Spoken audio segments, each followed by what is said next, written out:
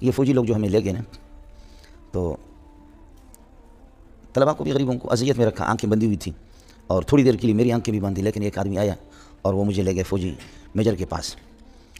تو اس میجر نے کہا کہ آپ عالم ہیں؟ میں نے کہا میں ڈاکٹر ہوں.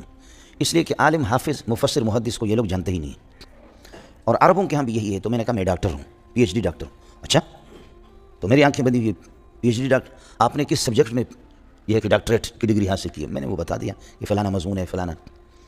پھر کہنے لگے کہ آپ مدرسے میں کیا سبجیکٹ پڑھاتے ہیں؟ میں نے کہا میں ڈاکٹر بھی ہوں، حافظ بھی ہوں، عالم بھی ہوں، مفتی بھی ہوں، سمجھے.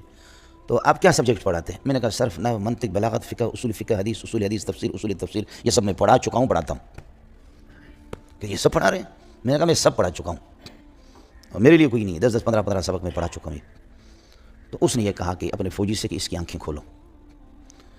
انہوں نے میری آنکھیں کھولی. تو انہوں نے کہا کہ مولانا ہمارا اصول نہیں ہے کہ کسی کے آنکھیں کھولنا، لیکن یہ کہ ہم نے جو رپورٹ معلوم کی ہے، آپ لوگوں کی کوئی رپورٹ نہیں ہے اور کچھ بھی نہیں ہے، یہ جو رپورٹر ہیں ہمارے، انہوں نے بہت غلط ہمیں گائیڈ کیا ہے. یہ پھر کہنے لگے کہ آپ تفسیر بھی پڑھاتے ہیں؟ میں نے کہا تفسیر، حدیث میں سب پڑھاتا ہوں، پڑھا چکا ہوں. تو کہنے لگے کہ اصل تفاسیر دیکھیے لاکھوں کی تعداد میں. ہاں، پہلی بات انہوں نے کہا کہ تفسیریں کتنی ہیں کل؟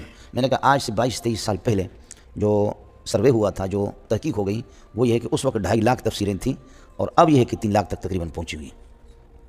Very good. پھر کہنے لگے کہ کتنی زبانوں میں؟ میں نے کہا 700 زبان. Very good. ویری گڈ کہتے پتہ نہیں کیا کہتے ہیں، ویری گڈ. پھر کہنے لگے کہ اصل تفاسیر کیا ہے؟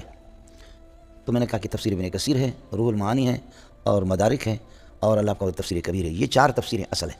کہنے لگے نہیں.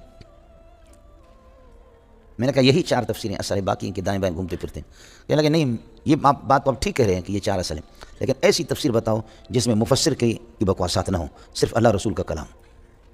اور تفسیر القرآن بالقرآن ہو یا تفسیر القرآن بالحدیث ہو، مفسر کی تحریفات اس میں داخل نہ ہو، اور مفسر کی زبان نہیں چاہیے، ہمیں چاہیے اللہ رسول. اس بارے میں کوئی تفسیر؟ میں نے کہا تفسیر ابن کثیر ہے صرف. Very good.